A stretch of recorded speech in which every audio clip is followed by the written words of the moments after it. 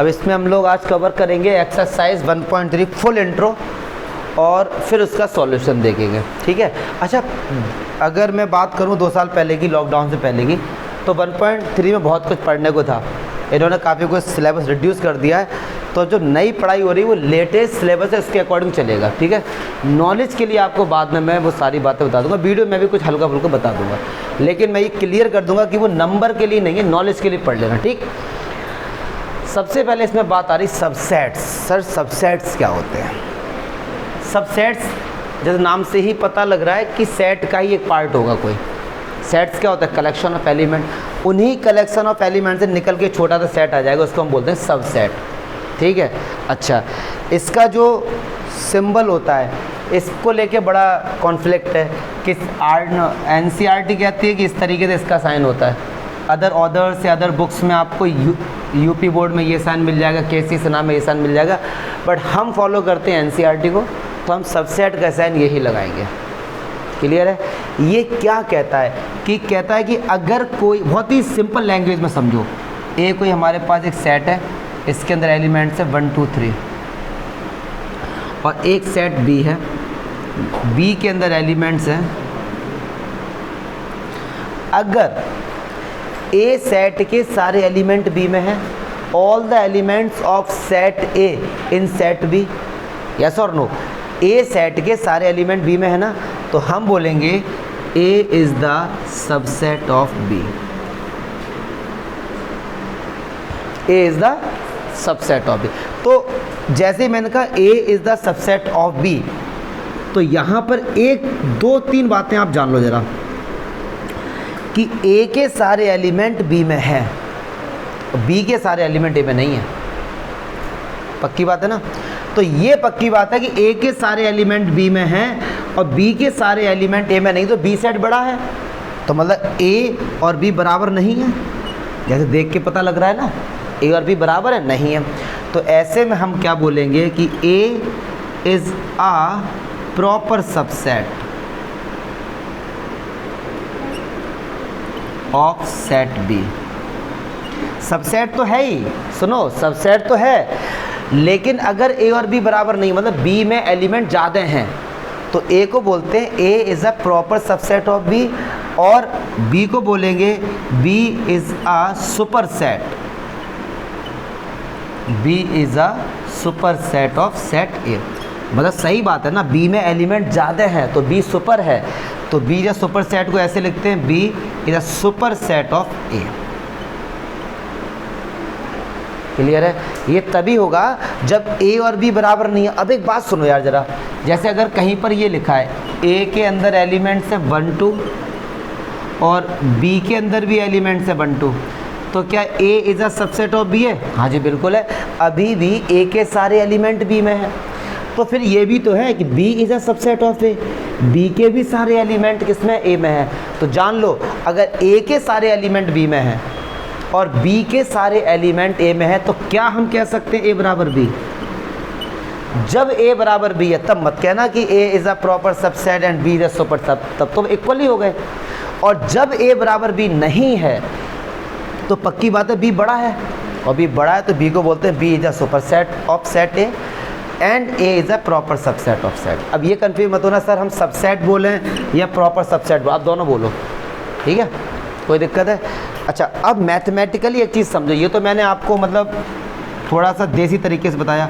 अगर कहीं लिखा हुआ है if A is a subset of B, अगर कहीं ये लिखा हुआ है तो इसका मीनिंग क्या दिमाग में है कि A में जितने भी एलिमेंट्स हैं वो किस में हैं? B में है। तो अगर मैं आपसे बोलूँ कि X बिलोंग करता है सेट A में, तो पक्की बात है कि X बिलोंग करेगा B में भी, क्योंकि A के सारे एलिमेंट B में। ऐसा क्यों? क्योंकि A is the subset of B, A के सारे एलिमेंट किस में हैं?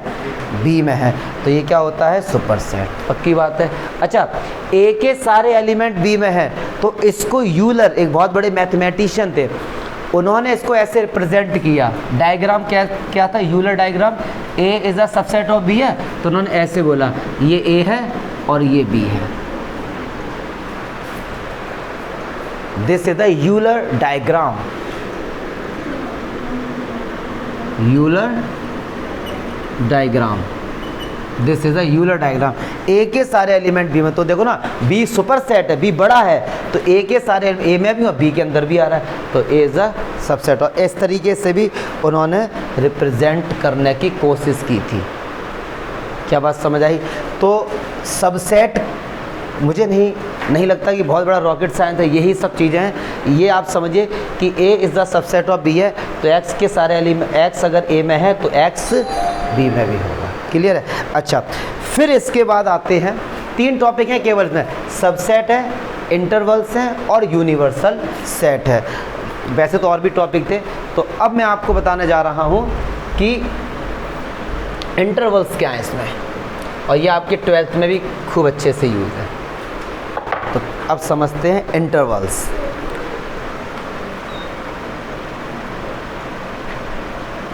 अब देखो पहले समझ लेते हैं बढ़िया तरीके से इंटरवल्स क्या होता है। यहाँ पर आपको 2 ब्रैकेट हमको पढ़ने पड़ेंगे। देखो जरा, एक होता है क्लोज ब्रैकेट और एक होता है ओपन ब्रैकेट।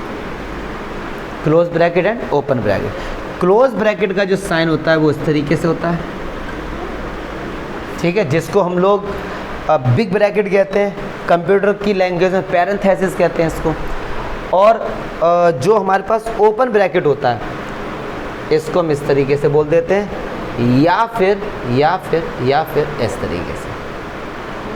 ये जो साइन है ओपन ब्रैकेट, या तो ऐसे लगा दो या फिर इस तरीके, ये भी ओपन ब्रैकेट। अब इसका मीनिंग क्या हुआ?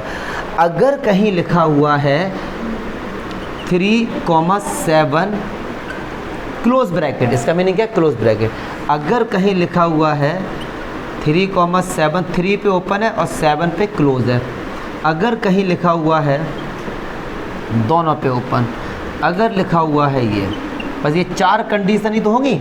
अब समझो क्लोज ब्रैकेट क्या कहता है? क्लोज ब्रैकेट कहता है कि जो बाउंड्री के नंबर हैं उनको भी लिख दो और अंदर के नंबर को भी लिख दो। तो 3,7 इसका आंसर आएगा 3, 4, 5, 6 और 7 भी होगा ये। क्लियर है? इसका क्या होगा? इसमें 3 को नहीं लेंगे क्योंकि 3 क्या है? ओपन, तो 3 को नहीं लेंगे। 3 के बाद क्या आएगा? 4 को लेंगे और 5 को लेंगे, 6 को लेंगे और 7 को भी लेंगे क्योंकि 7 के साथ क्या है? क्लियर है जी? अच्छा, अब 3,7, 3 और 7 दोनों ही क्या है? ओपन है, तो इनको इग्नोर करो। तो क्या लेंगे? 4, 5 और 6। 3, 7, 3 क्या है? क्लोज है, तो 3, 4, 5। क्लियर है? Any doubt? बैठो। कोई डाउट? अच्छा, अब क्या है, इनको नंबर लाइन पे भी दिखाने की कोशिश करी गई। तो अब देखो कैसे 3,7 को नंबर लाइन पे कैसे दिखाएंगे, देखना जरा। ये 0 है, ये 1 है, ये 2 है, ये 3 है। मतलब इस इंटरवल को कैसे रिप्रेजेंट करेंगे? तो 3 ये रहा और 7 ये रहा, तो 3 पे ऐसे एक सर्कल बनाइए और 7 पे ऐसे एक सर्कल बनाइए। अब ये देखो 3 और 7 क्लोज हैं। अगर क्लोज हैं तो इनको डार्क कर दो, इनको क्या कर दो? डार्क। और 3 से लेके 7 तक की लाइन को डार्क कर दो। क्लियर है? सही बात है। अच्छा, अब आ जाओ इस वाले पे, ये वाले पे। तो 0, 1, 2, 3, 4, 5, 6 और 7। चलिए, अब 3 पे क्या है? ओपन ब्रैकेट, तो 3 पे होल बना दो, ठीक है। और 7 पे भी होल बनाओ, लेकिन 7 पे क्या है? क्लोज, तो 7 वालों को डार्क कर दो और इसको ऐसा ही रहने दो और 3 से लेके 7 तक लाइन ड्रॉ कर दो। तो इसका मीनिंग ये है कि इसके बीच में इतने एलिमेंट हैं और 3 को एक्सक्लूड करना है, 3 इंक्लूड नहीं। अब एक बात सुनो, 3 जो है 3 को मत दो, लेकिन 3 के बहुत पास का तो ले ही सकते हैं। ये कह रहे हैं 3 को इग्नोर करो, लेकिन 3.00001 तो ले सकते हैं ना।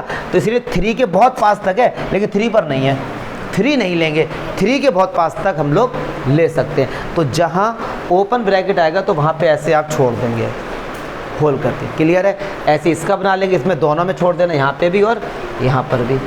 क्लियर है? तो ये इंटरवल्स होते हैं। अच्छा, इस चीज़ को हम ऐसे भी लिख सकते हैं। देखो जरा बेटे, एक बार मना कर देते ना तो बात नहीं होनी चाहिए। फिर इतना इंपॉर्टेंट टॉपिक चल रहा, समझ लो। अब देखो ये दोनों में क्या है, क्लोज है, ठीक है। तो इसका मीनिंग है 3 भी है और 7 भी है, तो इसको ऐसे लिखेंगे x 7 के बराबर है, 7 से छोटा है, 3 के बराबर है, 3 से बड़ा है। क्लियर है? क्योंकि 3 भी क्या है, इंक्लूड है। अगर यहाँ पर ओपन ब्रैकेट होता तो इसको यहाँ से हटा देते, और इसके साथ भी अगर ओपन होता तो हम इसको भी यहाँ से हटा देते, अगर इसके साथ क्लोज होता तो इसको भी हम ले लेते। क्लियर है जी? कोई डाउट है तो बताओ। चलो इनको लिख लो थोड़ी देर, फिर करते हैं, फिर यूनिवर्सल सेट और बताना है। चलो अब देखो एग्जांपल देख लेते हैं एक दो।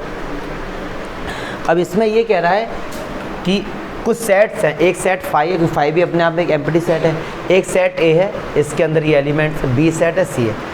अब यहाँ पे आपको सबसेट बताना है या फिर नहीं है। तो अब एक चीज़ जान लो कि 5 is the subset of all set. ये 5 है ना, 5 इसको स्टार बना के लिख देता हूँ मैं, 5, या फिर 5 को ऐसे भी तो लिखते हैं,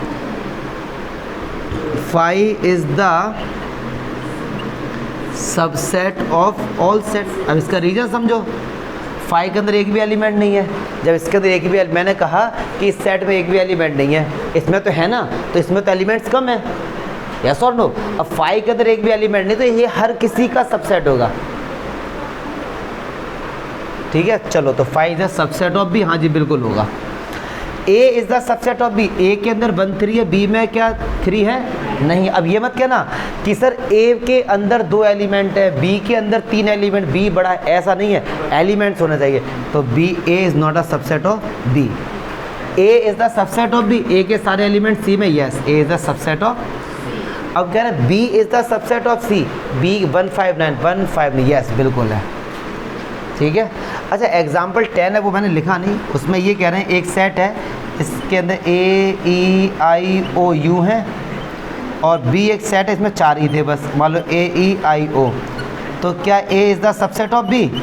नहीं ना, ए के सारे एलिमेंट बी में कहाँ हैं, तो ए is not a subset of. अब कह रहे हैं रीजन बताओ क्यों। कहना भैया यू बिलोंग कर रहा है, यू बिलोंग कर रहा है ए में, but you does not belongs to set B, so A can not be union of, ठीक है। ये क्वेश्चन इंपॉर्टेंट है, एग्जाम्पल 11, ये अच्छा, इसको समझना अच्छे से। कह रहे हैं ये कंडीशन गिवन है, कह रहे हैं कि if A is the sub, A belongs to set B, ये अच्छा क्वेश्चन है, पूरा सेट पूरे सेट बी में बिलोंग करता है, ऐसा कह रहे हैं, और B is the subset of C, तो चेक करो कि क्या A is the subset of C होगा। अब इसे समझो, ए सेट है, बिलोंग करता है सेट बी में। मैंने कहा एक कह रहे हैं एक एग्जाम्पल दो, मैंने कहा लेट ए के अंदर बिलोंग कर रहा है एक्स मान लो, ठीक है, और ये कह रहे हैं कि ए जो पूरा सेट है किसमें बिलोंग कर रहा है, बी में, तो बी पता है क्या होगा, फिर कुछ भी ले लो यहाँ पे, मान लो 1 2 सॉरी, इसी चीज़ को बस समझना है। बिलोंग का मीनिंग क्या होता है, बिलोंग्स का मीनिंग वैसे बहुत सिंपल है, लेकिन कंफ्यूज होते हैं बच्चे। देखो एक सेट है ए 1 2, तो आपसे मैंने पूछा 1 बिलोंग्स टू सेट ए, मतलब ये पूरा इसके अंदर है, हाँ जी बिल्कुल है। तो कह रहे हैं ए सेट एक्स है, तो कह रहे हैं ए बिलोंग्स टू बी, मतलब पूरा जो सेट ए है ना वो बी के अंदर है, मतलब पूरा सेट ए बी के लिए एक एलिमेंट है, क्या एक एलिमेंट है, इसीलिए पूरा ये लिख दिया, और 1 2 एक्स्ट्रा हमने लिख दिए। अब कह रहे हैं चेक करो क्या, और ये कह रहे हैं B is the subset of C, B के सारे एलिमेंट किस में, सी में, तो सी क्या हो जाएगा,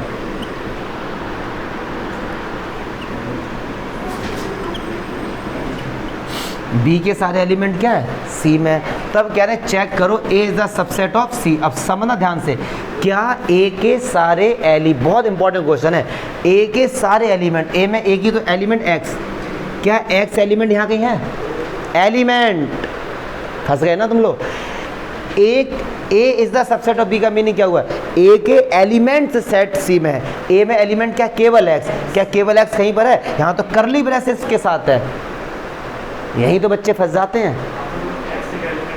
तो यहाँ पे x एलिमेंट है, बट यहाँ x एक एलिमेंट नहीं है, पूछो क्यों, यहाँ पे पूरा ये एक सेट है, देखो ना ये पूरा एक सेट है, तो मतलब इसका मतलब आप समझ नहीं पा रहे, ये चीज़ समझो। इसका मीनिंग क्या हुआ, यहाँ पे x एक सेट ए का एलिमेंट है। अच्छा जी, फिर इसका मीनिंग क्या होगा बताओ जरा। इसमें एक्स एलिमेंट है और एक्स एलिमेंट इसमें भी है, तो यहाँ पे दो दो करली ब्रेसेस क्यों है फिर? ना ना ना, अंतर है भाई साहब। जब कभी एलिमेंट्स के इधर उधर करली ब्रेसेस तो वो एक सेट को रिप्रेजेंट करता है। यहाँ पर ये एक सेट को रिप्रेजेंट कर रहा है, ये दो साइन। अब एक्स इसके अंदर क्या है? एलिमेंट, ठीक है। यहाँ पे ये किसको रिप्रेजेंट कर रहा है? सेट को। फिर ये पूरा एलिमेंट है, ये पूरा एक इसके लिए क्या है? तो इन दोनों में अंतर है ना, डिफरेंस है ना। यहाँ पर एक्स एलिमेंट है, यहाँ पे एलिमेंट ये है पूरा करली ब्रेसेस के साथ, और इस करली ब्रेसेस को सेट बोलेंगे ना पूरा। तो अब देखो ये सब कह रहे हैं ए इज द सबसेट ऑफ सी। क्या ए के एलिमेंट सी में है? ए के अंदर केवल एक्स है, केवल एक्स ढूंढो यहाँ पे, केवल एक्स। यहाँ तो एक्स के साथ करली ब्रेसेस है, हमको तो केवल एक्स चाहिए, नहीं है ना, तो is not a subset of C. यही तो इसमें लॉजिक की बात है, बच्चे इसी में फंस जाते। वो इसमें और इसका मतलब आपको इसमें अंतर है ही नहीं। फिर अगर आप ये कहते हो कि sir A is the subset of C, इसका मीनिंग क्या है? कि इन दोनों में कोई भी डिफरेंस ही नहीं है। फिर तो एक बात सुनो, यहाँ जो करली ब्रेसेस एक्स है, क्या हम इसको पूरा ए लिख सकते हैं? बिल्कुल लिख सकते हैं। तो अब आप देखो, क्या एक्स इसके अंदर कहीं नहीं है ना यार? हाँ, अगर वो ये कहते, समझना इसको, अंतर समझो जरा इसको। अब सी के अंदर ये, पहले तो ये जान लो इसका आंसर क्या है? A is not a subset of C. Simple. क्यों? अब इसका रीजन बताओ। जो एक्स है वो बिलोंग करता है सेट ए में, but X does not belongs to set C, क्योंकि सेट सी में क्या बिलोंग कर रहा है? पूरा करली ब्रेसेस के साथ, ठीक है ना। चलो अच्छा जी, तो ये ठीक था, मतलब बच्चे लोग इसमें कंफ्यूज होते हैं, बट आप कंफ्यूज मत होना इसमें। अगर कहीं पे ये लिखा है ना, सुनो ध्यान से, सुनना ध्यान से ये चीज़, 1 और 2 और 3, तो अगर कोई आपसे पूछे क्या 1 बिलोंग सेट ए, आपका आंसर होगा नहीं भाई साहब। देखो बिलोंग्स टू के पहले का मतलब केवल 1, देखो बस यहाँ पे केवल 1 कहाँ है? करली ब्रेसेस के साथ है। हाँ, 2 belongs to set A, yes बिल्कुल है। लेकिन ये अब ये ठीक है, अब ये ठीक है। क्या ये पूरा सेट ए में है? हाँ जी भाई, अब ठीक है। ये पूरा इधर के इधर पूरा देखा करो, क्लियर है। अगर वो आपसे ये पूछते सेट गलत हो गया, ये पूरा चेक करो कहीं है इसमें, नहीं है, तो ये इंपॉर्टेंट चीज़। अच्छा जी, अब आ जाओ यूनिवर्सल सेट। यूनिवर्सल सेट जैसे नाम से ही पता लग रहा है, यूनिवर्सल मतलब एक ऐसा सेट बनाओ जिसके अंदर सारे सेट आ जाएं। जैसे फॉर एग्जांपल इसको यू से इंडिकेट करते, मैंने एक सेट बनाया यू, 1 2 3 4 5 6 7 8 9 10, मैंने ये बना दिया। अब मैंने एक सेट बनाया ए, इसके अंदर 1 2 है, एक बी बनाया मैंने 2 4 6, और एक मैंने सी बना दिया 1 2 3 4 5। तो आप देखो A is the subset of U, B is the subset of U, C is the मतलब ए बी सी के सारे एलिमेंट यू में, तो U is the universal set of A B C. ऐसा सेट जिसके अंदर जितने भी सेट है सब उसके अंदर है, तो उसको क्या बोल देते हैं? Universal set. तो आप लोग इसमें कंफ्यूज है, अब ये पक्का बताओ कंफ्यूजन दूर है या फिर नहीं है? क्योंकि बिलोंग्स टू के पहले का पूरा चेक किया करो, ठीक है। चलो तो और तो इंट्रो पार्ट में कुछ है नहीं, वो तो मैंने बता दिया, यूनिवर्सल सेट बता दिया, और तो ज़्यादा इसमें कुछ है नहीं। अच्छा अब देखो इन्होंने ये कुछ जैसे ये बातें बोली हैं, रिप्रेजेंटेशन देखो, एन को इंडिकेट करते हैं नेचुरल नंबर से, ठीक है, डब्ल्यू मतलब होल नंबर, और जेड मतलब इंटीजर या आई मतलब इंटीजर, और क्यू मतलब रैशनल नंबर, और टी मतलब इर्रेशनल नंबर, टी मतलब इर्रेशनल, और आर मतलब रियल नंबर। अब एक बात सुनो, एन जो सेट है किसका है? नेचुरल नंबर का। N is the subset of R, सही बात है, एन के सारे एलिमेंट आर में है, ऐसा और नो। अब कह रहे हैं डब्ल्यू, तो natural number subset is the W मतलब होल नंबर, सारे नेचुरल नंबर होल नंबर में, तो क्या ये समझ में आ रहा है ना आपको? अब कह रहे हैं टी बोलते हैं irrational number, T is the belongs to कराओ सबसेट रियल नंबर। हाँ जी बिल्कुल सही बात है, तो ये समझ ना इनका।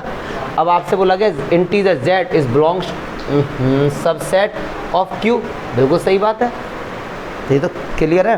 टी जान लो, टी किसी बुक्स में इर्रेशनल नंबर को पी से भी इंडिकेट किया गया, पी से भी, ठीक है।